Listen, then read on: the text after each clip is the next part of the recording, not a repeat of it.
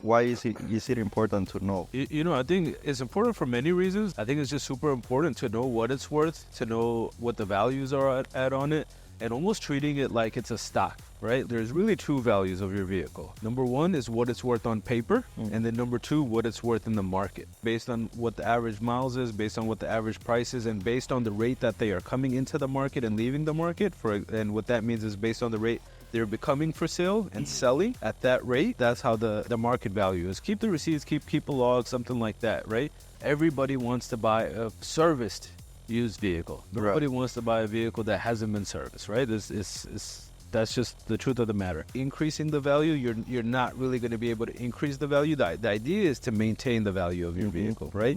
You just don't want it taking a huge dip, right? There's very few things. I really can't think of anything that you could do that's in your control that would like shoot up that value of your vehicle super high, but there's just little things you can do to just make sure it's not going to drop.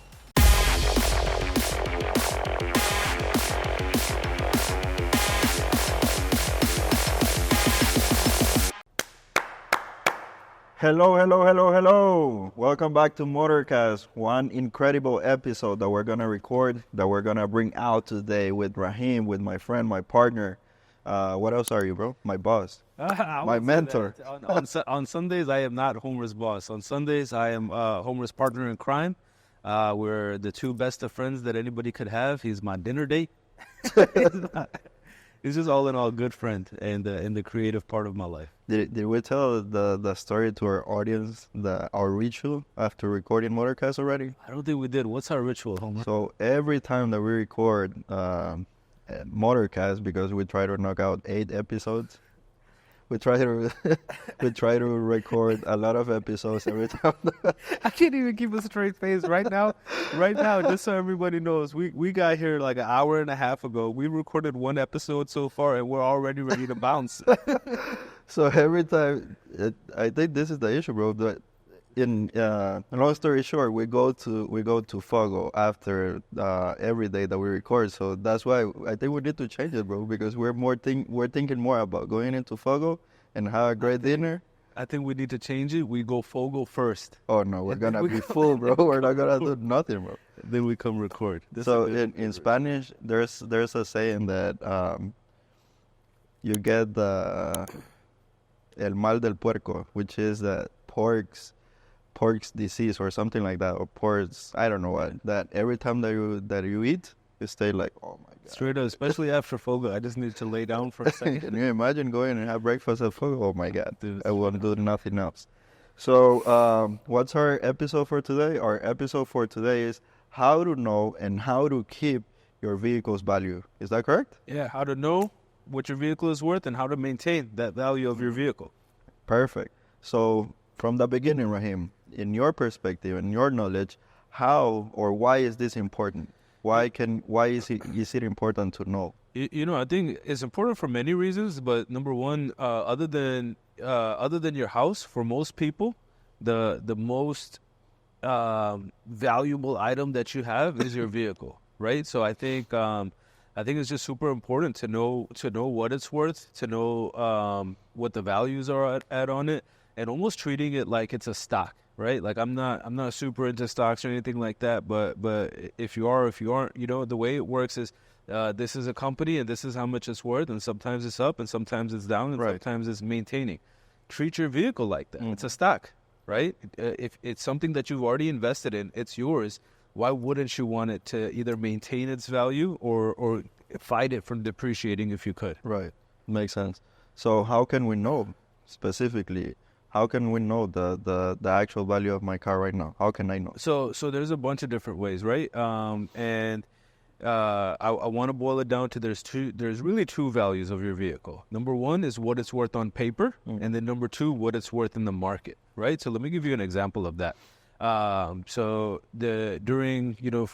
most people who had kept up with the car business at all during COVID, one thing that started happening was that the values of vehicles skyrocketed in the market sooner than they did on paper, right? So like I'll share a story, which is one of the cars I had was a lease from Lexus. Oh, the gray one? The gray one, the coupe. And just no, and I got lucky, right? Because I was in the business and I had my pulse on I had my hand on the pulse and things like that. But something as simple as that helped me realize that, hey, this is just like it was a stock. This is a good time to get out. There was a point where the vehicle was worth more to the market than it was on paper, and it was worth more than what I bought it for, brand new. And at that point, you've got to get, like, for me, it was like, yo, I got to get out. And we were able to cash in for a pretty big check and sell it just due to the time that we were in. So I think... we sold it through moderation, right? No, this one I actually sold to Carvana. Oh, okay. Yeah, because they were smoking the good crack. What was the question?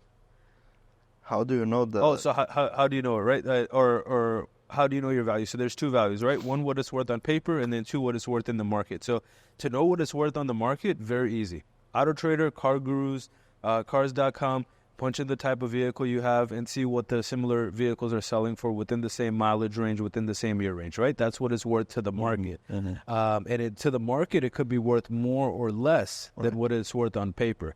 Then what it's worth on paper, this is what your insurance companies go by. This is what banks go by and things like that. You could get JD Power value on your vehicle. Go to jdpower.com. Just Google JD Power. It used to be known as NADA. And you can get a clean trade value, a retail value, and a rough trade value. You can also, like, let's say a dealer runs a Carfax on your vehicle, right? You can ask for the Carfax, and you can know your Carfax value and things like that. All of those values are super important, right? Like, take a look at Carfax, for example. It's one of the only values that take into account the number of owners, the service records, accidents, and things like that, and gives you a value based on that. On JD Power, my vehicle, let's say my vehicle has 10 owners, been in 10 wrecks, is worth the same as your vehicle when it's a one owner, never been in a wreck, and well serviced. On JD Power, on that paper, it's worth the same. That's why knowing what it's worth in the market and other values is super important, and all that research you could pretty much do by yourself just by punching in what other vehicles are selling. So let me ask you this: in JD Power, is that free? That service free? Absolutely. Yeah. So I'm gonna fact check myself, but from what I understand, you could just Google JD Power, punch in the type of vehicle you have, and then you should be able to get a quick value. But what do you think? Like, for example, I once with my wife's car, I just went into Car Gurus and I just typed all the information that they were requesting. And how do you think about it? Because I felt that, and probably I'm not correct. I'm expecting more money from the vehicle that the actual value it is, but I just felt that the price that they were giving me was so low, or suggested. Is Car Gurus or these companies are gonna make profit on giving you that price, for example? Like, when you say that, did they offer you to buy it, or was it just what they think you should sell it for? Or what they just gave me the price. So yeah, they don't have a profit on that, whatever, and that's where the market comes in, right? That's what the market is saying this vehicle is worth. So like, let's say we have a Toyota Corolla, right? Based on how many there are in the market, based on what the average miles is, based on what the average price is, and based on the rate that they are coming into the market and leaving the market and what that means is based on the rate they're becoming for sale and selling at that rate. That's how the market value came up. So like, if you have a vehicle that's super rare, right? It's super clean. Clean Carfax, amazing service records, things like that. The market is going to demand more for that vehicle than something that's very common that maybe hasn't been kept up well, or maybe has tons of miles, things like that, right? The market is gonna devalue that kind of vehicle. So that's a very good information. But now, what can increase? Well, no, let's go first. What things can decrease the actual price of my vehicle? So what things can decrease the price of your vehicle, right? Number one is going to be accidents, right? So like, let's say, I'll give you two examples. If you get in a wreck, you get in a wreck, right? And you have to report it. It just is what it is. But let's say, for example, you backed up into your mailbox, or you backed up into one of the vehicles in your driveway, and it's really not that much damage.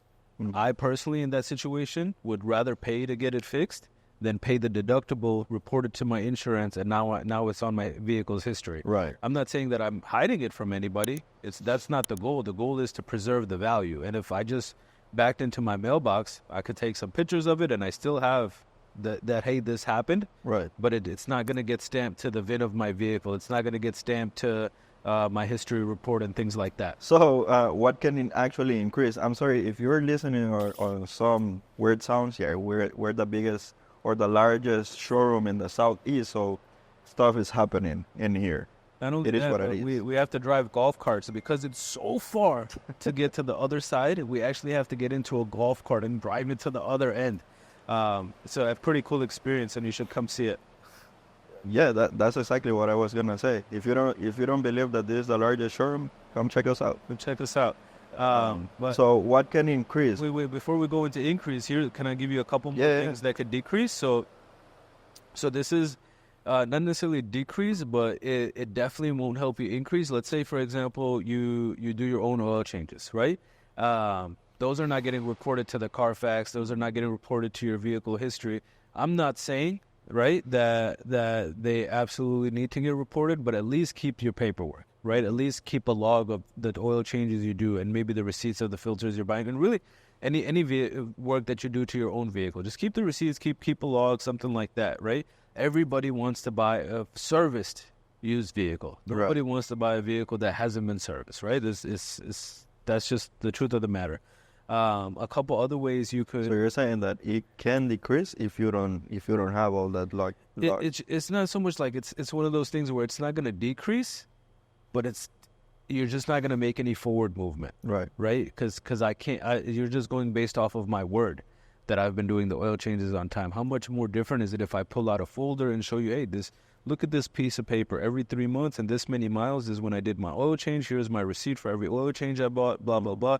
Like, you're gonna be like, dang, this dude took care of this car. Right. If I just pulled out a folder in general, you're gonna be like, yo, I don't even care what's in the folder. This dude, the Right. fact that you got a folder with your vehicle on it, man. You are 0.00 point whatever Right. percent. I didn't even have a folder for my English class, right? Let alone my vehicle. Okay, so what can increase the vehicle? All right, so a bunch of things could increase now the value of your vehicle, right?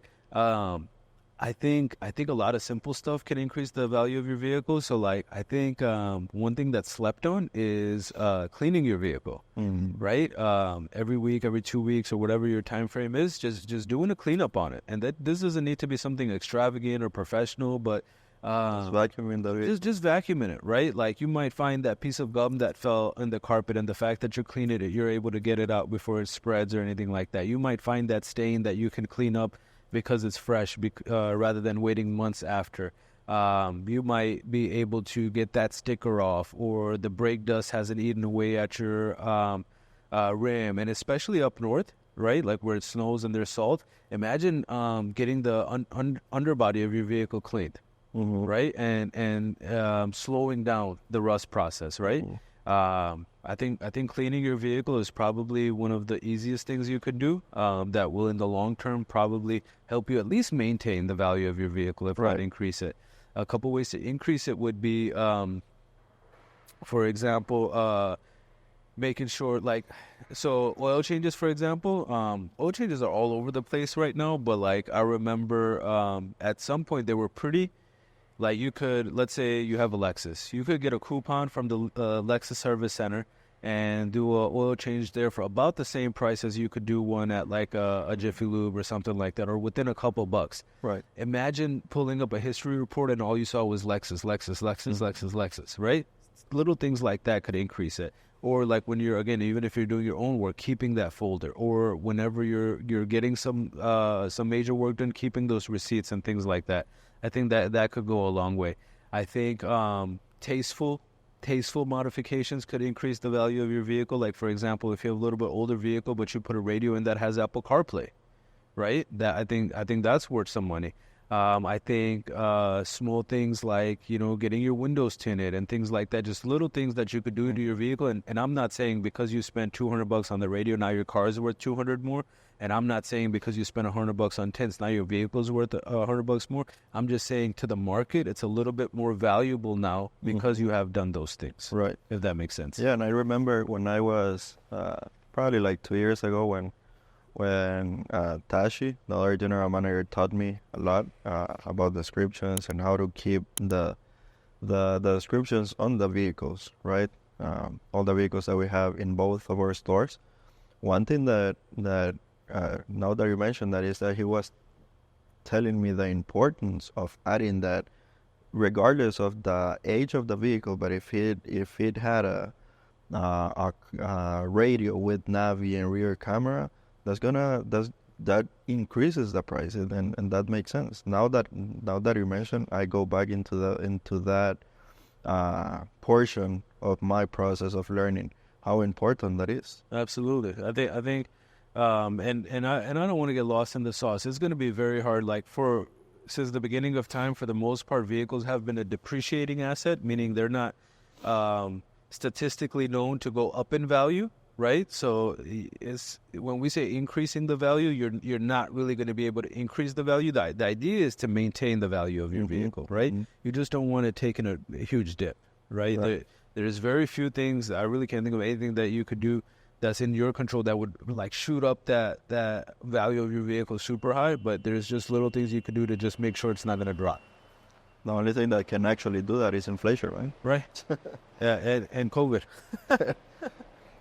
I hope that we don't get another COVID. Yeah, absolutely. I mean, the time that, thankfully, and I can't even imagine, but the time that I received COVID, I was still back in Honduras.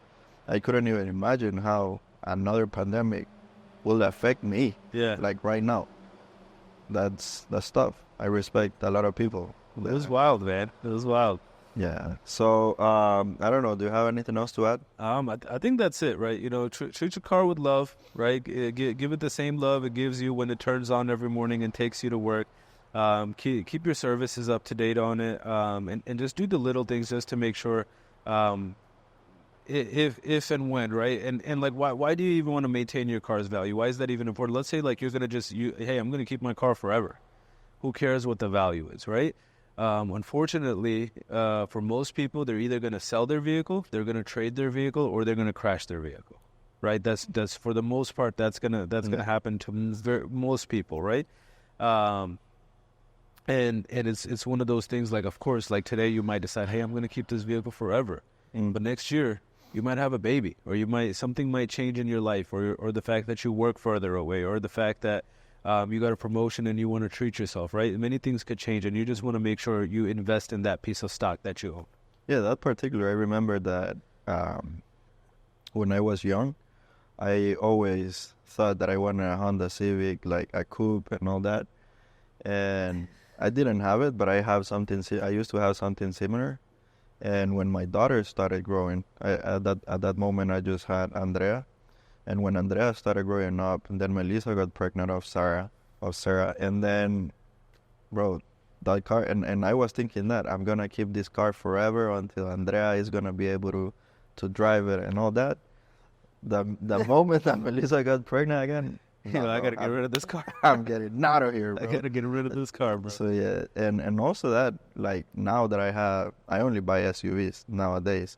Oh, big man on campus. I only buy SUVs. Did you guys catch that? Yeah, I love comfort, bro. I love comfort. I mean, I love all the time that I receive my mom on summer and winter, that we all go together to whatever, Stone Mountain or whatever things. I love comfort. I can't imagine going into can you imagine with my mom, my wife, my two kids, and hitting the road in a Honda Straight up. I could. Oh my God, I wouldn't do that. So yeah, I really agree with you on that portion. I like that, man. So any tips anybody else needs, any questions you have on how to maintain your vehicle's value or how to find out, please feel free to reach out to us. We're more than happy to help you. Can I do the outro? Yeah. You could catch us on Motorcast on YouTube and Spotify. Find us on Instagram, Facebook, and TikTok as Motivation Trucks. You can find Homer on Facebook and Instagram as Homer Lopez. And you can find me on Instagram as the_truck_dealer or on Facebook as Rahim Bimani. Very nice. One thing that I would love to add, a little closure is, if you have any topics, please let us know. We want to help you. Please let us know what do you want to learn about the auto industry or whatever other topic that you feel that we can help you. Yeah, this and Homer said it in past episodes, and I couldn't agree more, right? This is not about us, it's about you. So I'm trying my best here to come up with these topics, but I need your help. Perfect. So, all right. Super great episode again. Thank you, Raheem, for sharing your knowledge. Absolutely. See you on the next Until one. next time.